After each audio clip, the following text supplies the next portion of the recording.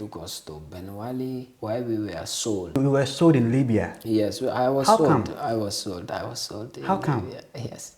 Okay. People will call me and tell me, bro, is your brother not dead? Bro, I swear to my born mother, I will shake him like this. Bro, he will sound, oh, like, I will say, oh, okay, no, he's not dead. Like, as if dead is nothing. So he was holding his gun. He was saying, everybody who comes, I will shoot you. Whilst we were so tense, we didn't care nothing. We only want death. So we were proceeding towards him. So I seen someone, they shot his leg. He was about to escape. They shot his leg and they brought him. He was with us. So if you want to escape, they'll shoot you. If you don't escape, they will not shoot you. And they gathered us together. They asked us what happened because they didn't know what was going on. So they asked us what happens, bro. It's crazy. It's crazy. It's crazy. Sorry. Sorry. It's crazy. Sorry. We are living in a world where some people are classified as first-class citizens and others are classified as second-class citizens of this world. These first-class people are allowed to travel across the world with their country's passport with no restrictions, whilst others find it difficult to get visas to travel across the same world.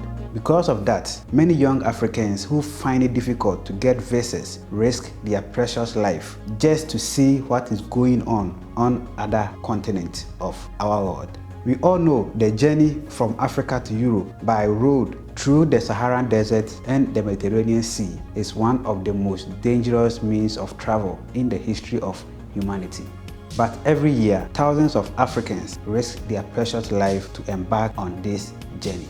Many people make it successfully, whilst others lose their lives because of the hardship and the danger of this journey. Tatayu is a DJ from the Gambia who quit his profession as a DJ to embark on this journey and made it successfully. Today, he sat with me on the Ask It show where he shared with us all the dangers he went through during his journey. So sit back, relax, grab your popcorn as Tatayu share with us his adventurous story.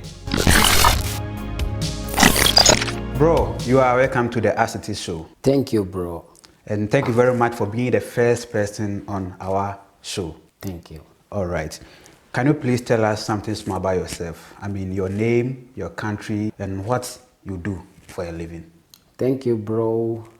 Greetings to each and everyone watching.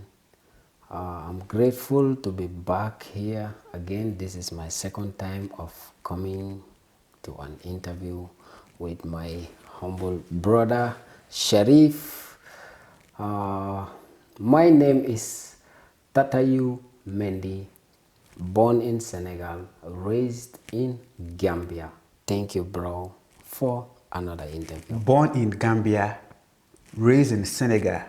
Wow. Sure. Truly African. Yeah, real You are from African. 2 countries.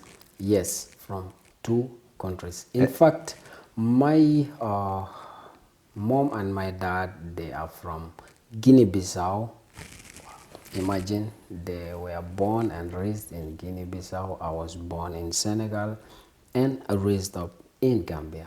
And now you are living in Italy. In Italy, and now I'm in Italy. You are international man. Oh, wow.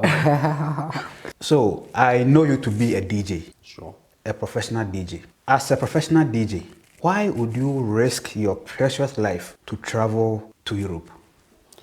Well, everything in life, it's all about risk. You have to take risk in order to achieve something. In everything you do in life, to be successful, you must take some risk. And to give you some examples, when we were kids, as you are a kid, someone whom the parents are wealthy, they can move to abroad. When you are in the same class, if the person went to abroad in 1-2 years, you see the person change, and like the levels are higher. So you see this person as if like, yes, we were in the same class, but see this person now, he's living in another life, he's living a good life. All this inspiration comes to your mind, you will want to go to Europe. But this is not the main thing that brought us to Europe. There was certain stuffs that makes us, as we grew up and know what to and what not to, so we decided to come to Europe. There's another thing different from that, what I'm saying. Can you give me the picture of your journey? Because it has been described as one of the deadliest journey in the world. By the sea. By the sea. Can you give me the picture of it? I mean, from your country, from Senegal to Libya, how many countries you have to cross before you get to Libya? Well, 5 countries. From Gambia to Libya is 5 countries. 5 countries. From Gambia to Senegal, Senegal to Mali, Mali, Burkina Faso, Burkina Faso to Niger, Niger, Libya, and from Libya you have to cross the Mediterranean Sea to go to Italy. So you have to cross 5 countries, 5 borders. 5 borders, yeah. Before you can get to Libya. Sure. What are some of your experiences in these various countries? From Gambia, it was a tough experience. From Senegal as well. Mali, tougher a bit, but the bitter started from Burkina Faso. From Burkina Faso, there is a checkpoint that any checkpoint that you reach, if they give a price, there is no negotiation. You have to pay that price. So if you have a certain amount and you know the journey, you have to think, this is my amount. So if I pay this, if at all this is the amount that I should pay, before I reach where I'm going to, my money will be finished. So you have to do some negotiation, like denying, saying, no, I don't have this type of money. So they have to keep you, rather they beat you or they shock you with an electronic shocker. This electronic, it's like a whip. It's not a whip, but it's electronic. If they shock you, you feel shock. It's not direct current, but it's like electronic. They hold it on their hand and shock it on your body. You have to shake it, or some of them will beat you with their whips. So all these stuff that we pass through, bro. Describe your journey from Gambia to Libya with one word. Crazy, crazy, crazy. Crazy. How crazy was it? Because anywhere you reach, you see different experience of corruption, brutality, torture, name it. Any kind of suffering you pass through. And even the people that you are in the journey with, each and everyone have his own experience. Bro, I've seen a girl who was in this journey using herself, you know what I mean, as a woman, using herself, any checkpoint that she reaches, she will give herself, yes, man, do whatever I want to, and she will proceed. But she cannot continue. Wow. The reason why, there is a time we reach in Agadez, there is a place that we reach. She stopped doing what she was doing on the journey. Stopped. Sure. I have had an interview with so many people who have embarked on this journey, and where they used to have the toughest time is Niger. Can you share with us your experience over there? Well, when we were on this journey, we started by going, me and my brother and other people, we were like 32 people in a pickup, in the back of a pickup. And this pickup has double barrel, 2 barrels of fuel, and each of us carries maximum, some carry more than 10 liter of water.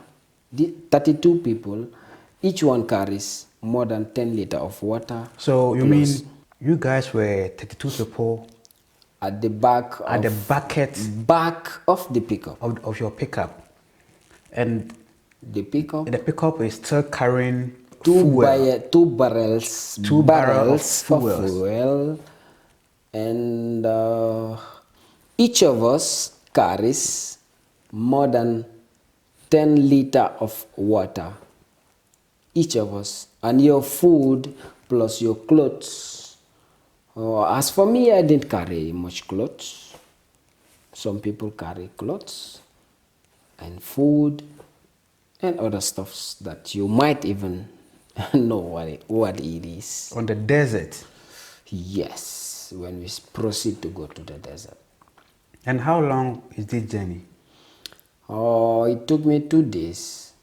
2 days? Yeah, some spend 1 week if they lost the journey.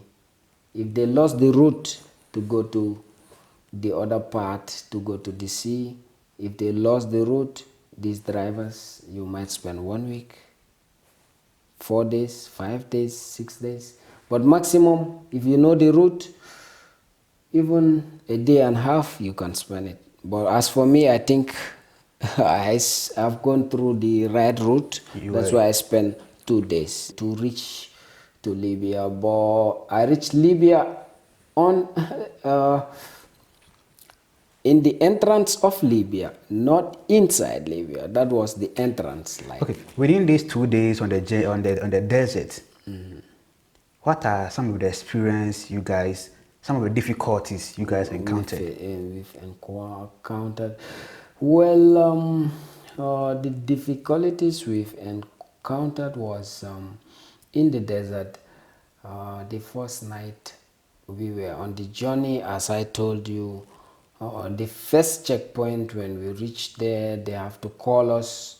They give a certain amount. As I told you, you have to check your balance. You still have to pay money in the desert? Yes, in the desert you pay money in the checkpoints. Yes. There are checkpoints on the desert? In the desert, many. Wow.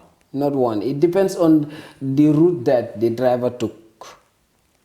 It depends. Some drivers, they know the checkpoints. They might do a crossover and pass, give a space to these checkpoints and pass through another route to escape these checkpoints. But the drivers that link with these checkpoints, they must pass there, so that this checkpoint people will take money from them and they will give something to the driver so he can proceed.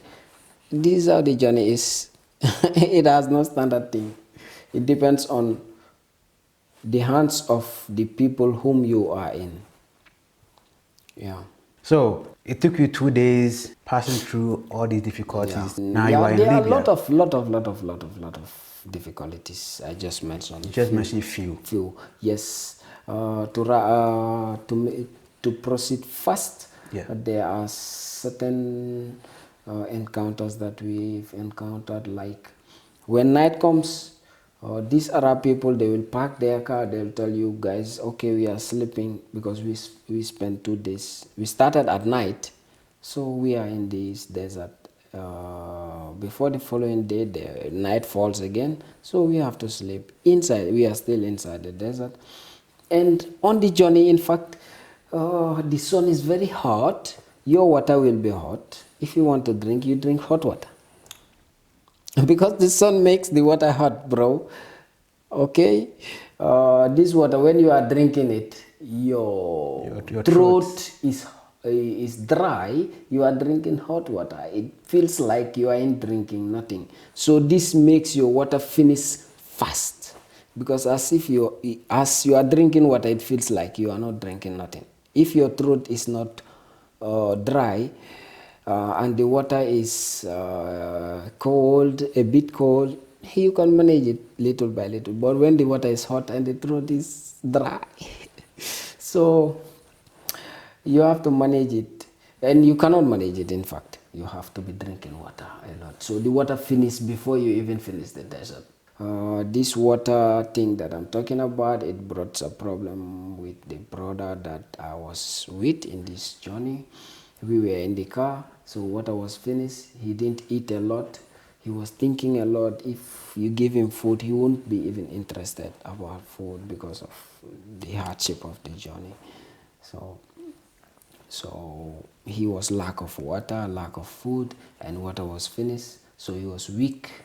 People will call me and tell me, bro, is your brother not dead? Bro, I swear to my born mother, I will shake him like this, bro.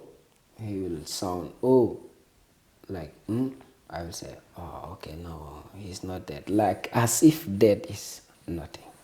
Wow. Bro, this journey is so tough. It's so tough. That's why I say crazy. This is your experience on the desert. Yeah, I didn't mention all. This is just a bit of stuff that All I'm right. explaining. Now, you spent 2 days on the desert. Now you are in Libya. Libya, the country itself, is described as a war zone. Sure. What is your experience in a country described as a war zone? Wow. What was your experience? Wow, it was crazy because where I'm from, Casamas, there was always war. Yes, of course. I was in a country whereby I had gone a lot, but I was a kid, I didn't know much. But when I passed through Libya, bro, it was another experience, you know. Uh, Whenever I hear a sound of gun, I used to be scared because of what I passed through where I'm from, and I see a lot. So in Libya as well, what scares me most is when you get to Libya, if you don't have money, no phone, you cannot call. If you want to call someone who has phone, you must give him something to call. If you don't have something, how can you call? There's another problem. You understand? So you want to go to job, you have to think about the checkpoints as well. Or this person who is taking you to work, if this person is not someone who wants to kidnap me, because there are a lot of people that they will take you to work and they will still kidnap you. Yeah, and they will be selling you. They will sell you. Yeah. Yes, they can kidnap you, use you until they are satisfied. They will still sell you to another person, and this person will still use you. If he is satisfied, he sell you to another person. Unless if you met someone who is God-fearing, this person will ask your problem. If you want to go to Italy, this person might pay for you. These are kind of stuff that people pass through. How long did you spend in Libya? In Libya, I think I spent more than 6 months. I was in Libya. Were you working? Yes, I was in a salon because I'm a barber. I barb. I do a lot of stuff. I have a lot of occupation. I was doing barbing, and this barbing, the first day I reached Greek garage, the first day I was surprised. I saw lot of people. I said, wow, all these people want to go to Europe. So how can I go to Europe? And I met these people here. Lot of people, bro. It was like a black country. And it's not a black country. It's a black zone in an Arab country. Okay. Blacks were living there. So this was the first crazy thing that I met when I reached Greek garage.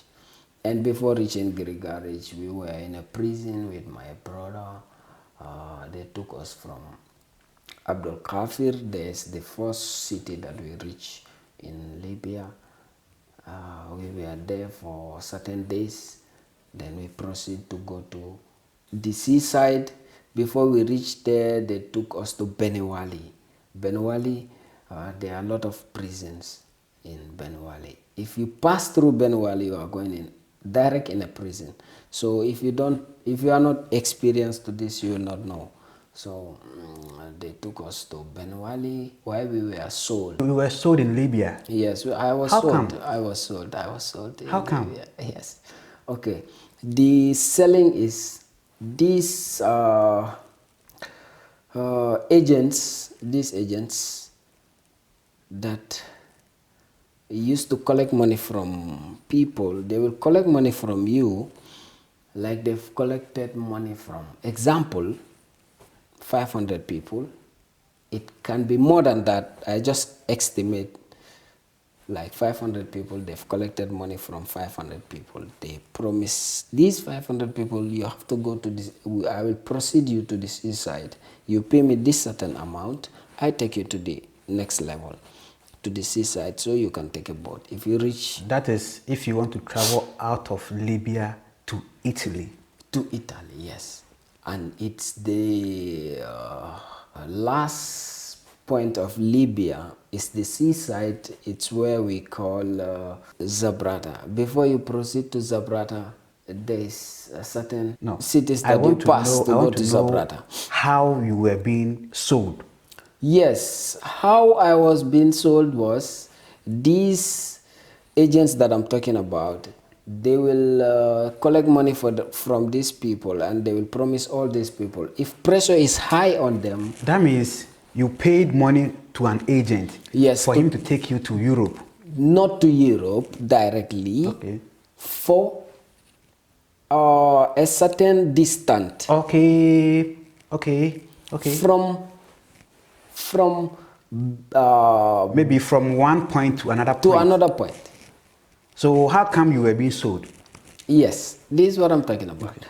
The selling is this agent that I'm talking about. They will collect money. If pressure is high on them, they've collected money from 500 people. These 500 people, every day, if you come, maybe 200 or 300 people will come on you, shouting, like they are aggressive on you. So you will just call a driver. Okay, you know what? Okay, I'll pay you this certain amount. Take these people to so prison and sell them there. This is your payment. This agent will not pay this driver. The driver has a link with these prisoners. These people who take people to prison, the driver has the link with those people, and this agent have a link with these drivers. So they will call a driver. Oh, I have 36 people or 30 people or 25 people. Can you take them and sell them? Okay, don't worry. Oh, these days I'm not working. Okay, let me just collect them. So this agent will tell you, okay, your time has come. He'll call names, because every time wherever you reach, there are their names. He'll call people that he want to sell, because he don't know you. So he'll give you to the driver. This driver, his payment is when he take you to this prison, he sell you to this prison people. They are the ones who will give him money. They count the people. They know how much they sell us. I don't know, because I won't be there representing for the selling. So this is how you will be sold to this prison. So how come you were able to come out from the prison, or from the people that that bought you? We were sold. Before I know I was sold, it was double pickup. Yes, another double pickup. After the desert, there was another pickup again. We were put in, and this one carries less than 36 people. I cannot know exactly this one. I don't know exactly how many people, but it was less than 36 people. At least we were comfortable. There was no barrels inside the pickup, so we were a bit comfortable though.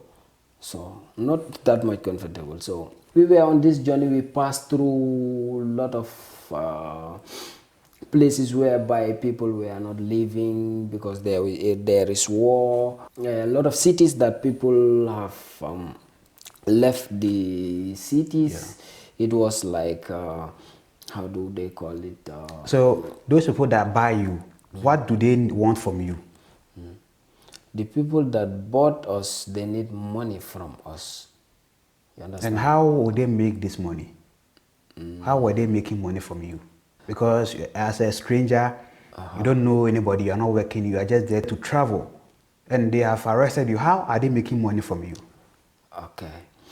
The way they were making money is they will punish you, torture you, and tell you to call your people back home, because some of them knew that there are some people, not everyone is from war, some of them are from war from Africa, not everyone is from war, so they know there are certain people who have families back home, so they will tell you to call your family members, they will torture you, and when you call your family members, they will be beating you, your family members will be hearing you shouting, and they themselves will know if this person is being tortured or not. So they will know exactly someone who has been tortured. How did you came out from that prison? Yes, I was there in that prison for like this prison was about 400 people in a certain part. So this prison, whilst we were there, there was someone who used to take care of everyone, these 400 people. He's a black like us. He have a gun and his cutlass. If he want to beat you, he use this cutlass to beat you. If he want to beat someone, he use the cutlass. If he want to threaten, he use the gun and shoot up. That's what he normally does. So one day he came inside this where they keep us inside the prison, these 400 people. He was a black man. He's a black man. Which Ghanaian, country? he's a Ghanaian. Ghanaian. He's a Ghanaian.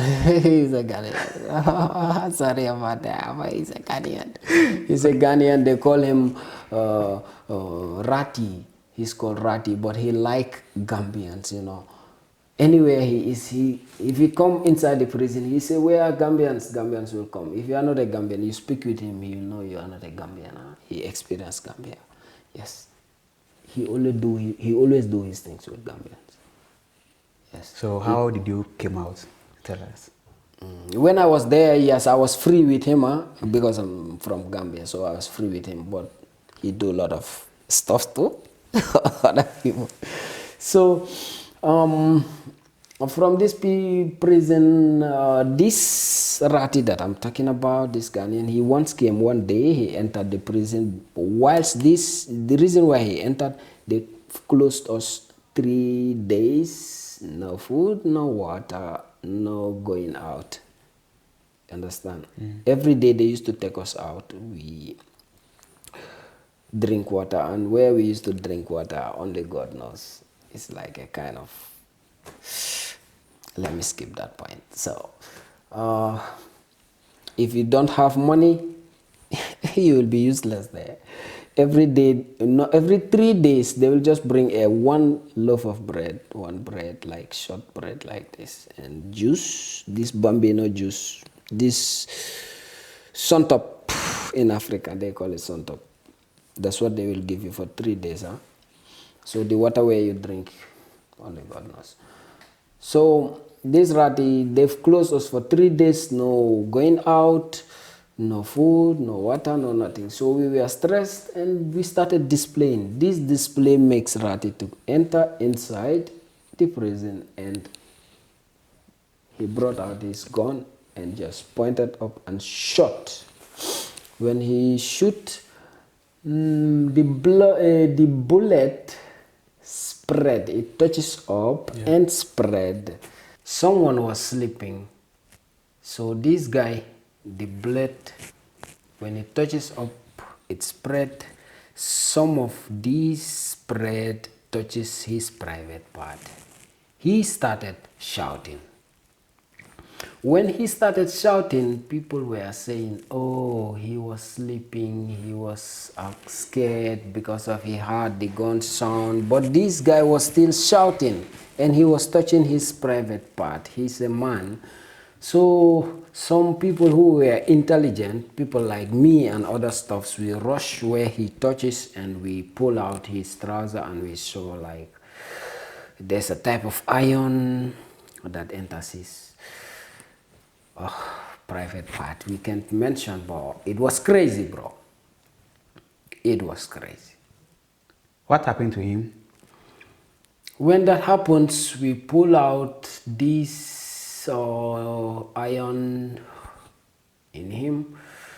Then we took him like this. Was it iron or bullet? It was bullet, but not this. It is not a full bullet.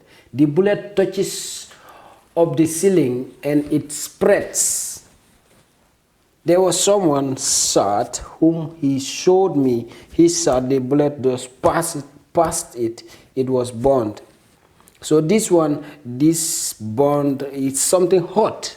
It enters him. It spreads into pieces. So these pieces touches people, but this one it touches him on the private part. So when we pull out his trouser, we saw this iron. We tried to pull it out. He was still shouting. Then everybody was so emotional and so stressful that we don't care nothing. Even death comes, we are ready to receive it. We face this man. Some of them carried this boy whom the bullet touches. We carried him on our soldiers. I'm not there, but some people carried him on their shoulders. They were proceeding towards this Rati, the guy whom was in charge of everyone. So he was holding his gun. He was saying, everybody who comes, I will shoot you. Whilst we were so tense, we didn't care nothing. We only want death. So we were proceeding towards him. He was also scared as what he did. Someone didn't die, and we are showing him as if he killed someone, and that person didn't die yet. So he was afraid to shoot. He didn't shoot anyone. The guy died? He didn't die. He didn't die. He didn't die. He didn't die, but we carried him and we were approaching him, telling him, you killed somebody, you see what you did. That guy was shouting. We've approached him. These Arab people were not there because of these Arab people are the one who employed him to be taking care of the prisoners. And he's a black like us. So he was the guy who did these stuffs. So he ran away, he ran into his room. He have his private room. He will close us and go and sleep in his room with his gun and his cutlass. And the cutlass is the one he used to beat people with. So when he ran and entered inside his room, so some people were there with escaped this prison. Some were there, they were running, jumping the fence and going out. So the neighbors, the Libyans, the neighbors called the authorities. You know, by then, Libya, there was no authority, but they called. I don't know how they called, but I just saw soldiers, police, and civilians, but they are inside in the government. They dress civilian, but they are in the government. They also carry guns, but they are inside the government. They're in the government as well. Many of them come as if war, as if what is similar to, not exactly, but a bit similar to what is going on right now in Ukraine. Similar to that, they came, some of these soldiers, they came with these cars that they have their guns on top of the car like this, with their convoys.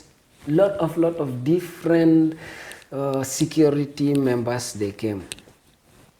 So we were there in these prisons while some of them were jumping, going out of the prison, running. Some of them were running back. But when these people came, they were shooting up. They were not shooting anybody though. They were shooting up and telling everybody, come, don't run. If you want to escape, if they can shoot your leg, they will shoot your leg. Because I've seen someone, they shot his leg. He was about to escape, they shot his leg and they brought him.